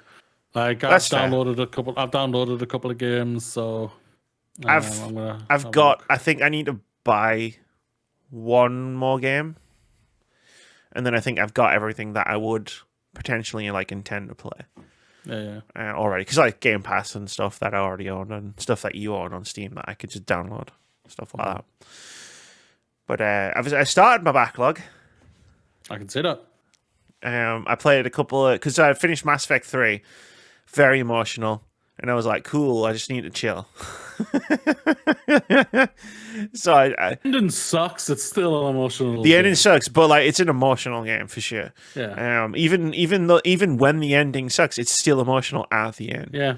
And part of that emotion is fury, but you know, let's just. But yeah, so I picked up my Switch and played a couple of puzzle games on it. A Little to the Left, which I'd streamed way earlier this year as part of their demo, as part of Steam Next Fest, where you just tidy stuff up. It's great. Yeah, you were in that stream because you were helping me do the draw, and you were putting the stuff in the draw, and you were helping me in chat do it. It's pretty cool. Like, it's very chill. It's a few hours. It's only a few hours long, and for the most part, it is. Yeah, and every now and again, the cat will just go whack, and you've got to like start again because that's what it's like living with a cat. Like, there's an interesting like series of puzzles where it's like you put flowers in a vase, and then you trim the little leaves off to make them symmetrical, and then the cat knocks it off the thing, and you glue the vase back together. It's cute. It's nice. It's very wholesome and very cozy, and like the puzzles get quite abstract towards the end, where it's like, yeah, they're interesting, and they're still cool. A couple of them go on a bit. I think the final puzzle level, I was like, is this still happening? Is this still happening? I'm still doing this puzzle. Come on, man. But for the most part, it was fun. That you can solve some of the puzzles in multiple ways. So like when you finish a puzzle, it gives you a star. And it's not like a star rating or anything. It's just like, you solved the puzzle, here's a star. But some of the puzzles have like multiple stars, and what that means is you could solve them like in usually something like 2 or 3. So like, if there's a puzzle where you're organizing boxes, like cardboard boxes, and they've got these arrows, and if you connect the arrows like on the boxes until you get to the goal, that's one way to solve the puzzle. But there's also, because they got tape on them, you can also like rearrange the boxes so that the tape like forms a path, and you can do it that way. So it's like, it's quite interesting because people will see different patterns, right? And like it makes it feel really naturalistic, where it's like, I might notice the colors on something, but somebody else might notice like, oh, like some of them have like different numbers of like dots on them or something like that. You know what I mean? And like, neither is wrong because the game will reward you for solving the puzzle either way. Yeah. So that was fun. And then once we was done with that, I played you learned how to say goodbye. I played How to Say Goodbye, which was, you know, it was emotional. It's a puzzle game as well, about death. Because I was like, I need to chill. Let's play a game. What should I play a game about? Death. But no, it's not like a dark game. You know what I mean? It's a very gentle game. Like they even say it in the opening, because it's a content warning, where it's like, it's a gentle game. It's an uplifting game. Just why its content like matter, because it's more focused on like, I don't want to spoil it, but I feel like to explain that sentence, I would have to spoil the game. Don't. So if I'm not know going the game, don't. Stop. I'm not going to. But it's not a depressing game. It might make you emotional. It may be emotional a bit, but it's not a depressing game in any way. And it's cool. The way the puzzles work in this game is you move there's like a grid, and you have to move the character around to like pick up items or stand on switches or go through doors. But you move the character around by moving the tiles, essentially. So like, it's like it's almost like a conveyor belt, you know, and you're moving the character around to do that. Well, we'll say, wish I'd played it on PC. I played the demo of this at Gamescom. it's way more intuitive to play with a mouse than it is with analog sticks. Sounds about right. Because you can only move the track. Like, say I want to move a character from here to here, and it requires going around a corner. Yeah. You can't just swing it round in one movement. Like, you have to move the character to the corner and then stop and then move that thing down there, because that's how the puzzles work. Like, it makes sense in terms of how the puzzles work, because figuring out how to move somewhere is basically the entire game. But it's super intuitive when you use an analog stick. And then I thought, oh, it's got touchscreen. I'll just use touchscreen. In fact, I don't know if I've still got it on my desk, but I actually got out. I have this old stylus for a tablet. And I busted that out, and I had the Switch on my desk, and I was literally just like doing it with the stylus, which worked better. The problem with that was my hand's in the way, and I couldn't see the screen properly. So, like, yeah, I kind of wish I'd played it with a mouse. But again, it's another game which is a few hours long. It's really cool. It's really fun. Like, it's probably a bit more mentally demanding than A Little to the Left, especially towards the end. And there was one level on Switch which was pretty framey. Like, it ran pretty badly. So is this Pokemon Scarlet framey or Jedi Fallen Order framey? Jedi, not Pokemon. Okay. Yeah, it's a bit like, ooh, this is doing weird things to my eyes. And it was a shame, because that was basically the second to last level. So, like, stuff's happening in the story, and it's like, and all I'm thinking about is, Jesus Christ. Please get me out of here.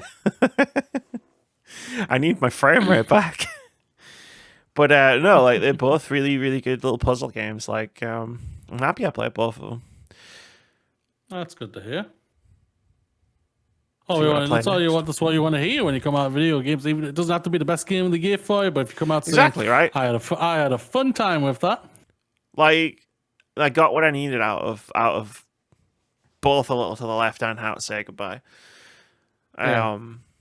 Where it was just like, I just want to chill and play something like that doesn't require. And I know it's weird saying like they're both puzzle games, and me saying, oh, it didn't require much. Like, it didn't require much. It did, but in a different way. Like,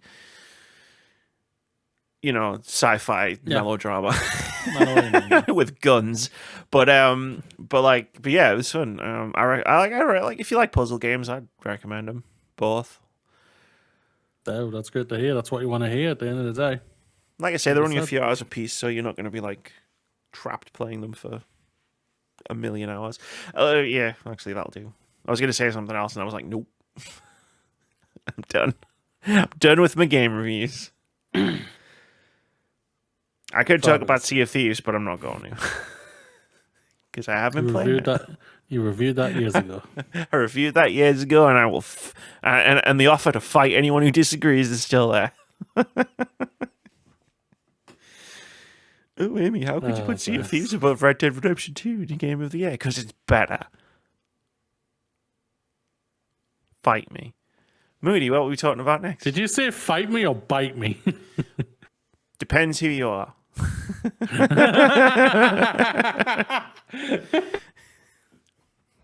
What you said? You said my name first. I did. I said, wait, what do you want to talk about next? We're into that part of the show. Let's go. The Last of Us official trailer. Have you watched it? Of course I haven't. Of course I haven't. You were kidding me, right? Actually, I think I have. I don't know. Did we talk about it? I'm sure we talked about it. Oh, it came out. Did it? Have we talked about this? I think so. Not on the podcast. I mean, I'm sure we've talked about this. I don't know. But no, it's first official trailer. It looks absolutely fucking fantastic, which we've all... Isn't the lady from Fringe in it? Anna Torv. I have no idea. This is the first trailer where you see Ashley Johnson and Troy Baker. That's going to get confusing for me. Yeah. Yeah, you finally see the two originals from the games in the trailers. Well, you're not going to see. I don't think you're going to see much about them in the show whatsoever. But Good. I can't wait to see. I can't wait to see this show. I think it's going to be a nice start to in January when it comes out in January. Oh, many words to describe The Last of Us. Nice is not one of them. Oh, it's created by the guy who brought us from me. Still stands by arguably the best thing that's come out the last 10 years, and that's Chernobyl. I adored the Chernobyl's limited series, and I think he's going to bring such a gravitas to this show that I think it's going to be absolutely incredible.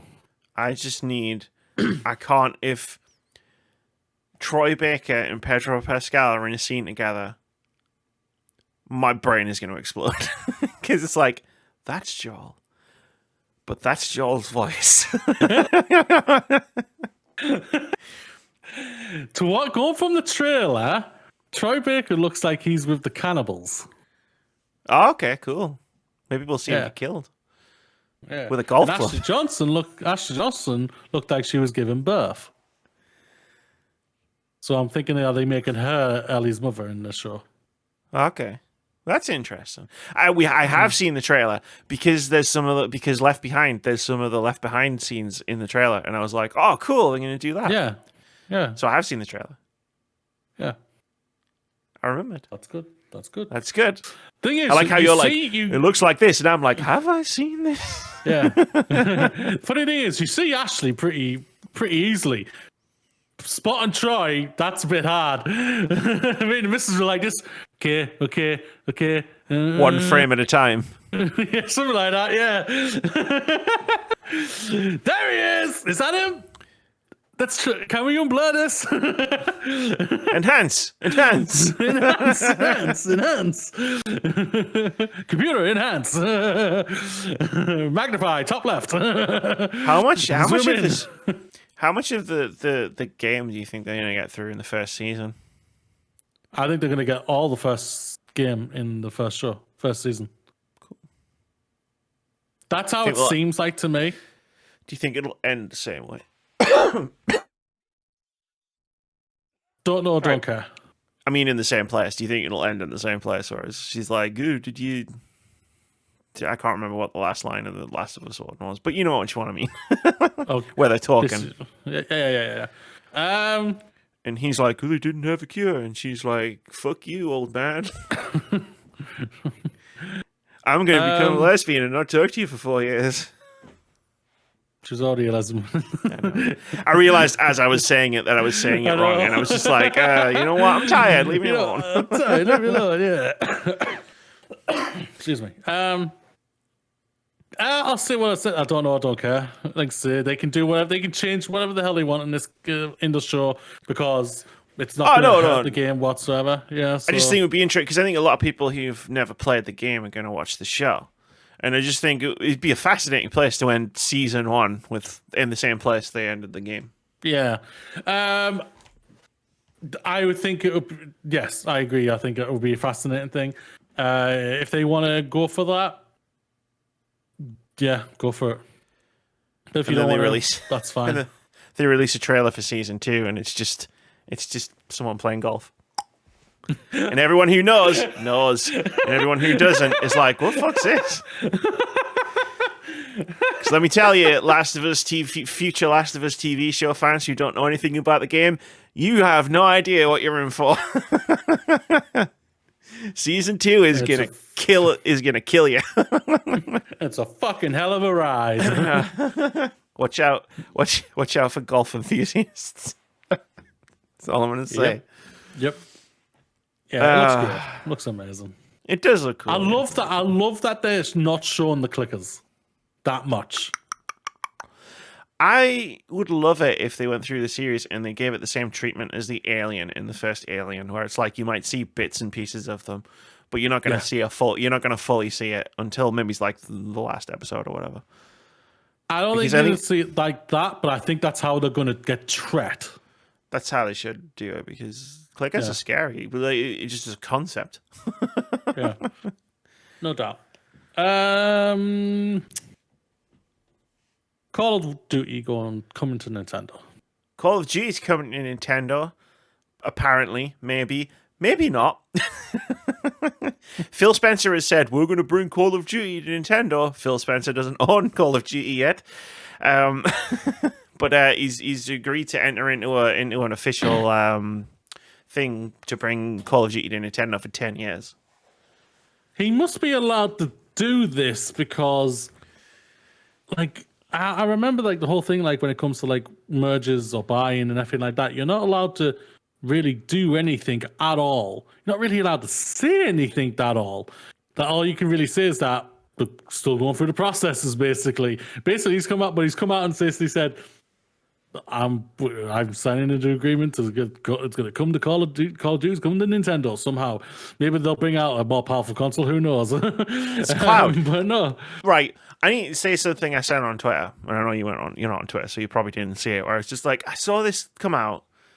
Call of Duty's coming to Nintendo, and my first thought was the joke I made, where I was like, "He doesn't own it yet, so how can he say that?" And then everybody was like, "Oh, like." 50% were, how is this going to run on Switch? And the other 50% were making jokes where it was like, like grey with blocks. And it was like, look, footage of Call of Duty running on Switch. And I was like, but like, cloud. Cloud. Yeah, we all know it's going to be the cloud and everything like that. Yeah. But apparently people don't. And it frustrated me. The idiots. I was like, cloud, guys. Dying Light 2 just came out on Switch. Cloud. Yeah, people are idiots. Sometimes we forget this. Is there a market for Call of Duty on Nintendo? I feel like if there was, they would have been releasing Call of Duties on Nintendo. But hey, we know why this has happened. Well, hell yeah, he's literally poking the fire, or poking the beast in Jim Ryan. It's basically gonna get him to whine and everything. I'm amazed he hasn't come out and started whining already about it. Unless he has, we can't. What's he going to complain about? Because he's obviously been offered the same thing. So yeah, no doubt about that. My favorite response was Gabe Neal's, because he said 10 years for Nintendo and 10 years for Steam, and Gabe Neal just came out and was like, "Yeah, we don't need an official agreement. Like we know, like they're going to release it on Steam because they want to make money." He's also like. That was the crux of Gabe Newell's response. Yeah, that's funny as well. But he's also like, we also don't need Call of Duty. Yeah, he doesn't. We don't need it. You can have it if you want it. That's great, more money. But if you don't, we're good. Either way, we're fine. Like we didn't have Call of Duty for years anyway, so don't worry about it. Yeah, something like that. Yeah.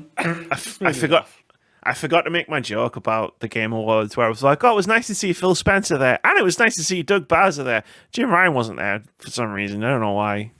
He might not have attended. Joke's too late, Amy. I'm sorry. I know, but I felt like I could bring it back. It felt like the right time. Okay. Let me have this one. Days Gone. You've been laughing about this for days. Days Gone wasn't a hit because reviewers were, quote, too woke, end quote, director claims. This is from Victoria Kennedy over at Eurogamer. He writes, upon its release, Days Gone was met with middling reviews across the board. According to Days Gone director John Garvin, the game itself was not to blame for this tepid reception. Rather, it, quote, failed, end quote, because of a combination of, quote, tech issues, reviewers who couldn't be bothered to actually play the game, and woke reviewers who couldn't handle a gruff white biker looking at his date's ass, end quote. Garvin laid out his theories as to why Days Gone didn't get universal praise in a tweet, which now appears to have been deleted. Woke reviewers, man. You gotta watch out for those woke reviewers. The thing is about what makes me laugh about this is that Gav makes it, there's a lot of things, but he makes it out that the only way this game was going to be profitable is if every reviewer bought the game. Every reviewer basically got sent a code for this game, Gav. Oh. So, you fucking muppet. You were never going to make money for the reviewers. It's like, hello, why are you bitching about the reviewers at the end of the day? Like, at the end of the day, it's the people, the gaming audience who have basically said no to your game. Okay? Yes, the reviewers were saying maybe not such great things about it, maybe attribute to that. There's no doubt about that. But at the same, for the most part, people just play games, and if they didn't click with your game, they didn't click with your game. And you also lose you lose my attention to your argument when your thing is, and this is for anybody who says this, woke. Like, I was waiting for you to say the word so I could. That is the most low-hanging fruit of an excuse of patheticness of why your game failed is because of that. Like, you're an idiot.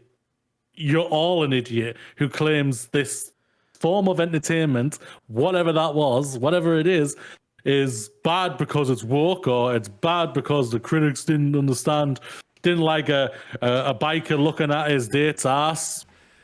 There's nothing wrong with a... No. Because as we all know, Merdy, games that star gruff white guys always fail. Exactly. Obviously. Like, the word woke doesn't even fucking mean anything anymore. Like, conservatives have just made it lose everything they don't like is woke. That's the definition of woke these days. Like, if you say woke, unironically, like John Garvin has said here, then I know I don't have to pay attention to you anymore. So I guess thanks for that. Yeah. There's no doubt about it. You've lost the argument because you've literally used a pathetic reason. Woke reviewers, fuck off, mate. I played your game when it came out. I even streamed some of it. I was a reviewer at the time, so I guess I'm one of those woke reviewers. Like, it wasn't that great. The dialogue wasn't that good. It was very buggy. And most of the interesting gameplay mechanics were at the end of the game for some reason. Like, you didn't unlock them for like 30 hours. And most reviewers mentioned this. So I don't know where the fuck you're getting reviewers who couldn't be bothered to play the game, because reviewers played the game long enough to mention that the cool stuff was like fucking a bajillion hours in. You had to get through all the not so cool stuff first. And I did not play the game because I had no interest in it before it was released. So that's fair. I mean, yeah, that must make you must be a woke reviewer as well, really. How dare you contribute? I'd rather be woke than a bigot, so it's all good. How dare you contribute to the failure of Days Gone by deciding you didn't like the look of it, so you weren't going to play it? Oh, it looks interesting. And then, I was interested by the technical aspects of like how many zombies there were on the screen at once. Yeah.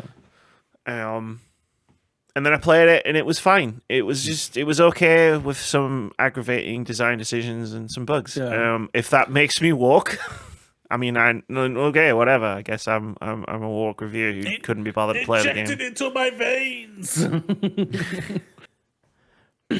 John Garvin, you're an John idiot. Garvin. I assume you'll be on David Jaffe's podcast next week. Where are we going next? So. He's thinking. How long we got left?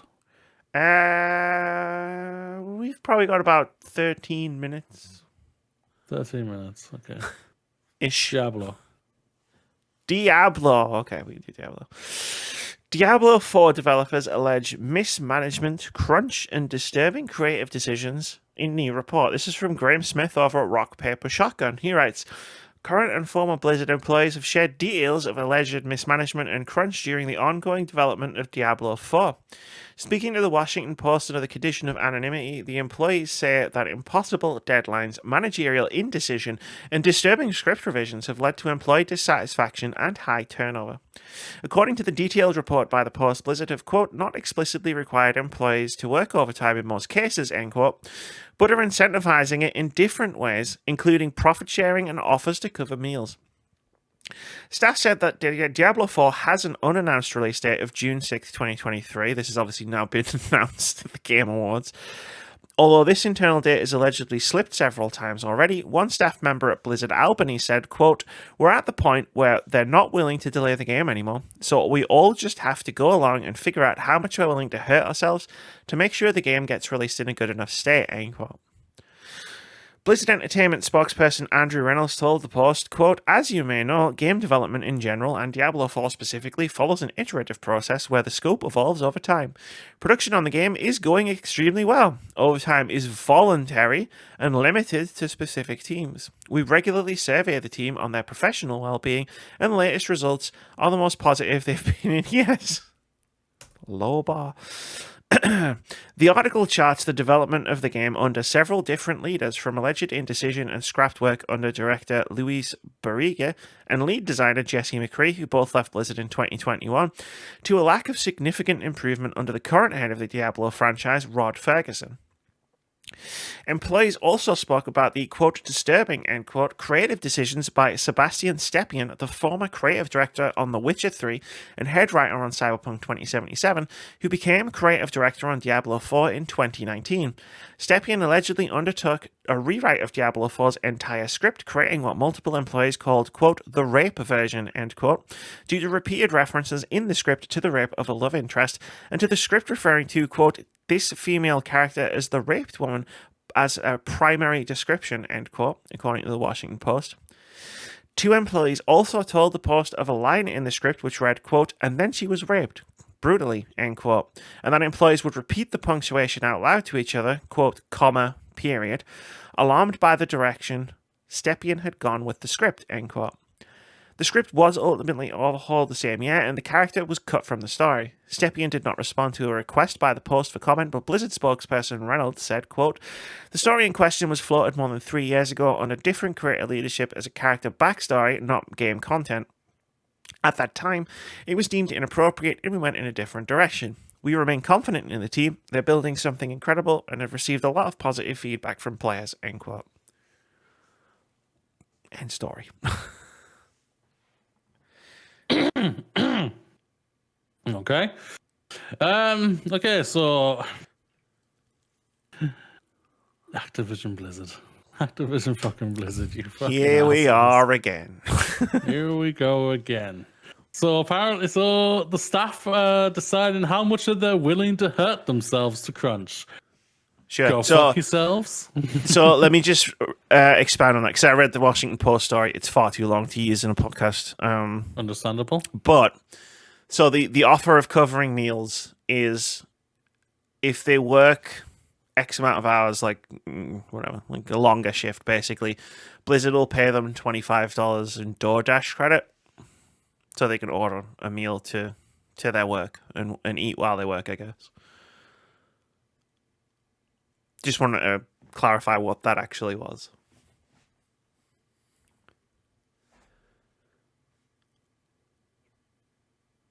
Then you've done a survey where you've regularly surveyed the team on their professional well-being, and their latest results are most positive they've been in years. Clearly, they are not, Andrew Reynolds, as there's a Washington Post article about this. You fucking muppet. Yeah, internal survey. Employees talking to a newspaper. And the last one, Sebastian Stepien. Yep. You, Sebastian sir, Stepien. need your head checking. And I'm being polite there. A rape version of the script. Due to repeated references in the script to the rape of a love interest, and the script refers to this female character as the raped woman as her primary description. What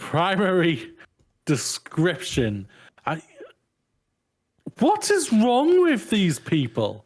These people are absolutely crazy. They're nuts. This is fucking disgusting. It really is.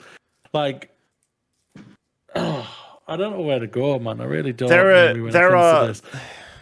There are some tropes in video games that are written by white men that keep repeating themselves when they're writing female characters. I think a lot of us have been sick of it for a long time. And there are people who in the industry who just continually try to keep using these tropes. one of them is a woman who was sexually assaulted as part of her backstory because that's interesting, right? Like, no. No, especially not in Diablo 4. Like, we need to remember the game we're talking about here is Diablo 4 as well. It's a loot crawler. It's you run around in a dungeon or dungeons or whatever and smash monsters, and then you smash bigger monsters, and then you get loot. Like, it's what are you doing? Putting this kind of thing in that kind of game? Like, what the hell? Like, there are ways to like tell like cool, nuanced, interesting stories that involve themes such as this. This is not the way or the type of game. But the thing for me is more the thing that annoys me the most is that these things happen. Obviously, we know in the world and everything like that. Sadly, and everything like that. And I don't believe that these things should be not touched in stories or anything like that, because if they're done like you've just said, you can do it right, type of thing. But what I hate the most is that they've literally they've called it the rape version. They've called it all of this terribleness, and I hate that even more. What just pisses me off even more, and it just shows about what we've talked about on multiple occasions when it comes to Activision Blizzard, of the culture that's still there clearly, that we've already knew was still there at Activision Blizzard and everything, and it is still there, that where a person can come in and write a despicable new draft of the script, word it as the raped version of the script, and the primary characterization was that she's been raped. Yeah, like, I don't get it. Like I said, these things can be touched upon. That's no problem whatsoever for it. It's just how to do it, and also just how you're saying these things in the work, at work and everything like that. You should have a bit of pride in yourself to know, like, okay, things happen to this character. I just want to reiterate this and everything like that. We're going to have a good conversation, and we can see if it doesn't fully work. Well, let's see if we can change it up and everything and whatnot. But just, I just don't. It's uncomfortable. It really is uncomfortable. And then she was raped, brutally. Said in the script. Yeah. And obviously, I mean, you already mentioned the line from the story. You know, we have to figure out how much we're willing to hurt ourselves to make sure the game gets released in a good enough state. So, because they are not willing to delay this anymore, apparently. Yeah, so like, one, how much we're willing to hurt ourselves. That's where we're at with Blizzard at this point. The second half, in a good enough state, not something we're proud of, not release a good game. We how much they're willing to hurt themselves to release the game in a good enough state. Good enough. This smells of executives and whatever who's the execs at that Blizzard Activision Blizzard. This smells of them that they can smell the writing on the wall of that the Microsoft deal will go through sometime next year, and that they will probably be replaced. So they've basically decided, I'm going to get this game out so I can get a big payout. So, and everything like that, which they would have in their contracts probably, that they've always been negotiated a contract where they will get a big payout if they get this certain game out, and will continue to get payouts for it because the game will continue to bring in revenue because like schmucks gamers are and like we are and everything like that, the people are going to buy this game. It's going to be one of the best sellers that comes out next year probably, and because Diablo has a big fan base, it's a big IP out there, and it's what's the sad thing about it when it comes to this type of thing. And that's that's what it smells like to me, is that they decided that we want to get this game out before the deal goes through so we can get our payout, and when we get our payout and when they get takeover, we'll just leave with our big payout. We'll get our golden handshakes and we'll get millions of dollars for leaving. Even though we've perpetuated, they've managed the company to a point that developers are trying to figure out how much they're willing to hurt themselves to make sure the game gets released in a good enough state. Yep. Like, if I was a manager at a place and I heard someone who worked for me say something like that, I would be like, cool. So, drop everything because we need to fix this. Like, nobody should be hurting themselves to make a video game. Jesus Christ. What the fuck? Activision Blizzard. What the fuck? Yep. Hire some managers. Like, hire some Activision Blizzard's breaking into your house. But like, no, like, hire some managers, and I don't mean the ones that you've got there right now. I mean, hire some managers who you can actually manage, because clearly the ones that work there at the moment can't. Because again, how much they're willing. I'm never going to get past that line. I can't. Not good. And then I was reading the story and I was like, oh no, wait, it does get worse.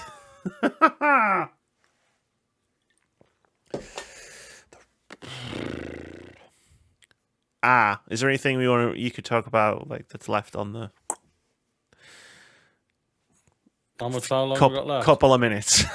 Like, something short, if there's anything short. Well, there's only 2 stories left, and they both aren't short. That's true. The FTC is suing Microsoft over the Activision deal. We did most of our talking about this last week. Did we? Yeah, wasn't like the entire first half of the podcast was about Microsoft. Did we talk about this, did we? I did not know that. Yeah, I read the whole document, and I was like, I read 111 pages, and you were like, you did what? And I was like, I got bored. All right. Never mind. I know. But they hadn't been sued at that point. Okay. So, yeah. Well, I think a lot of people thinking that this is going to stop the deal. It's not, so. Yeah, I don't know what's actually going to happen in terms of the suit. I'm probably going to delay the deal. The issue seems to have arisen. I was reading a Twitter thread from Steven Totilo, who was digging into this. And again, I'll probably end up reading the document. There's a lot of redacted information in the document, like there was in the last one, though.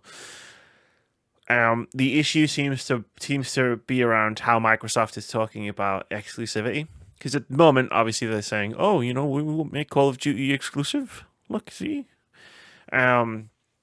But they said similar things about Bethesda games, and we both remember this.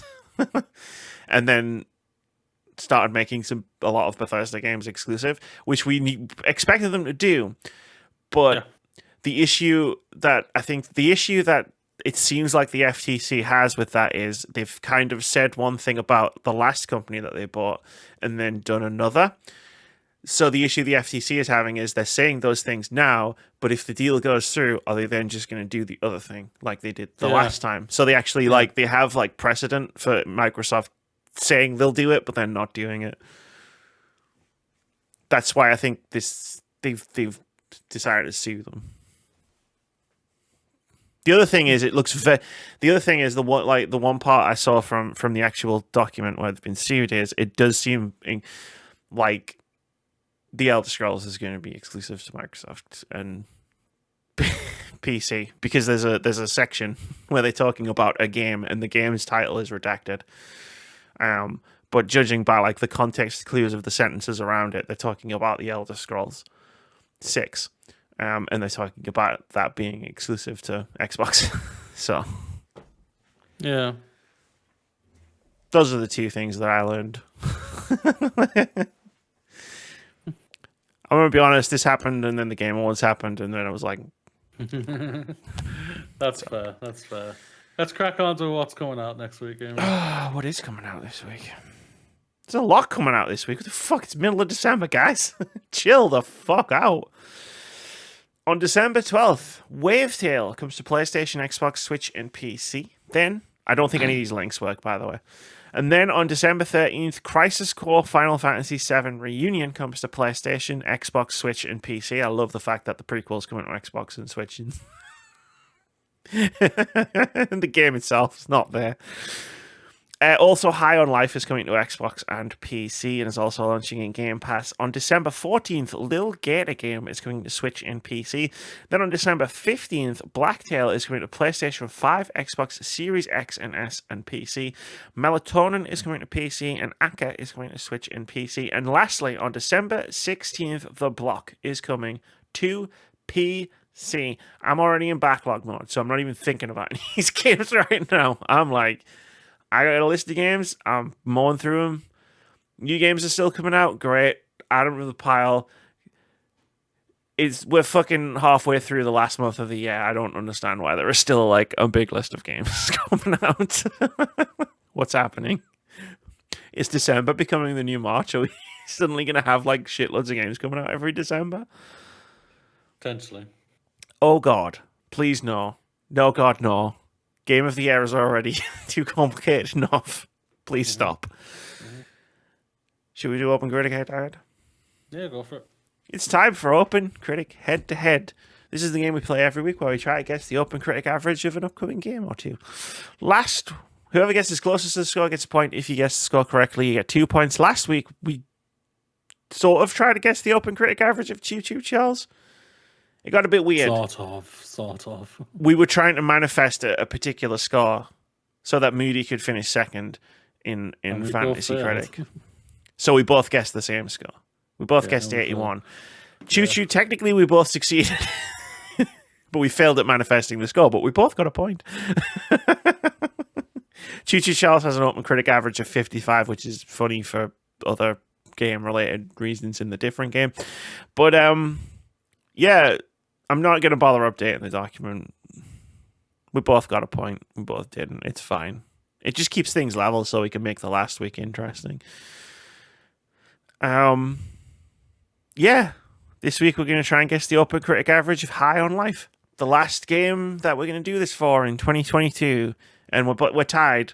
So this is it. Unless we both guess the same score again and we just agree to go in. Just agreed to go in tied. 70. I have no faith in this game whatsoever. 70. That's fair. This game looks bad. I just don't think it looks great.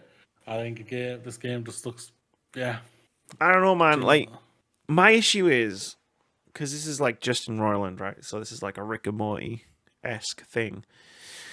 And my issue is like, I mean, I watched Rick and Morty and I enjoyed some of it, but like, everybody went nuts for it. And I was just like, I mean, it's all right. It's not great. And like, it's like one of the biggest adult animated things, or it was. I don't know if it still is. But like, I don't know how close my opinion is to the majority opinion. You know what I mean? On stuff like this. Because I'm just like, it's not really for me. But yeah, like the game play, Gamescom, we saw it. Looked and bad. It's like, it didn't look great. Yeah. I'm getting how I felt about the Callisto Protocol vibes. Where I'm just like, Yeah. Okay. I'm gonna guess 75.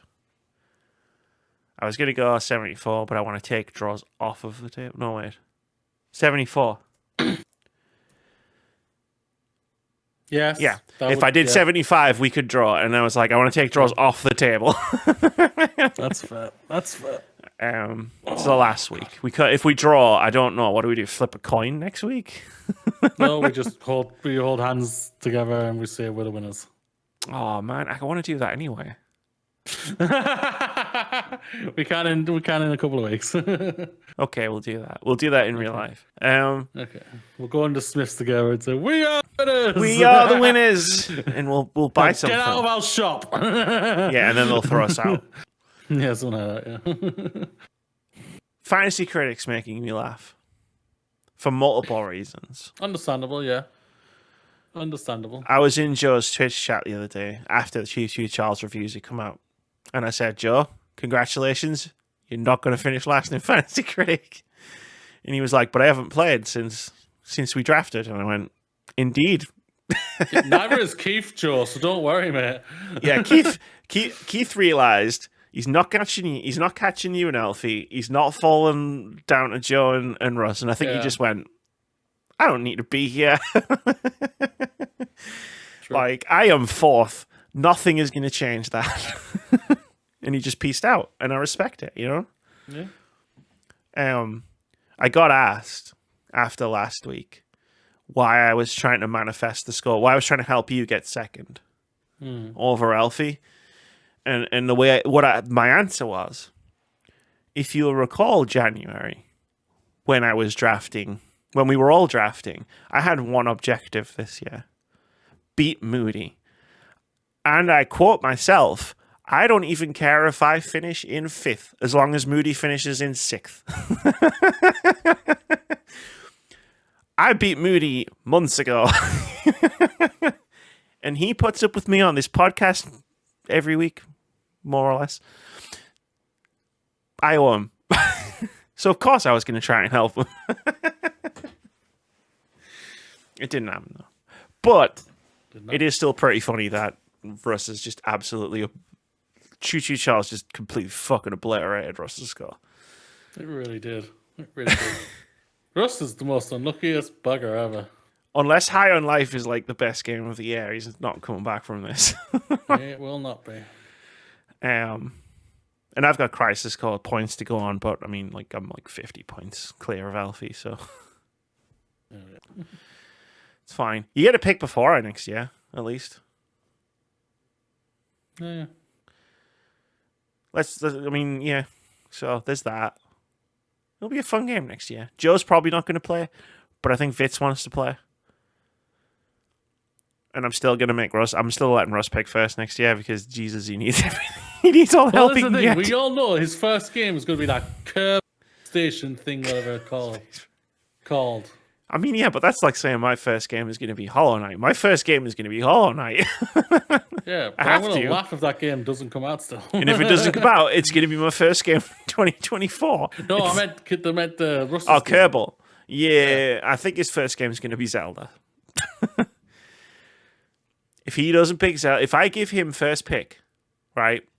Yeah. Next year in the draft, despite the fact that technically Vitz should get first pick. If I give him first pick and he doesn't pick Zelda, I'm going to kick him out of the call, kick him out of the Discord, ban him from the Discord, block him on all social media platforms. Is he even on social media? I don't know, but I'll block him everywhere I can find him. And then I'm gonna fucking, I don't know, I'll get a massive roll of shrink wrap and I'll shrink wrap his house so he can't get out. And then I'll poke some holes in because I don't want to kill him. And yeah, that got a bit weird though. Okay. I don't know what, like, Russ, I don't know if you founded this podcast. I don't know if you listen to this podcast. For the love of God, pick Zelda next year. I can't help you with your other picks, but pick Zelda. Jesus Christ. Please don't finish last. That's all I want. You can do this. Some of your pickups are really good. But then you go out of your way to pick up other things that are bad. So nobody really pays attention to what's happening in the universe of the games. So, and sometimes that works really well because, you know, we've both gotten in our heads about stuff, right? Mm-hmm. And he never gets in his head about anything. That's true. For the love of fucking God, don't let Zelda get away, though. Jesus. No one's picking Kerbal. You can leave that till later in your list. Nobody else is going to pick that game. I will. Yeah. Just to piss him off. No. That's going to be fun.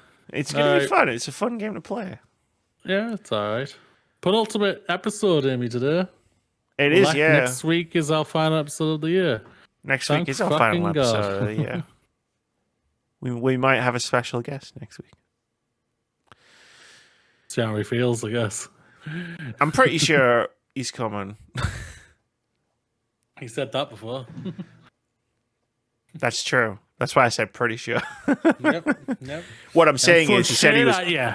What? Because when I say I'm pretty sure he's coming, what he actually said was he's definitely coming, and I'm translating that into, well, he's probably going to be here. I love him to bits. I hope he is here. I love him to bits as well. Yeah.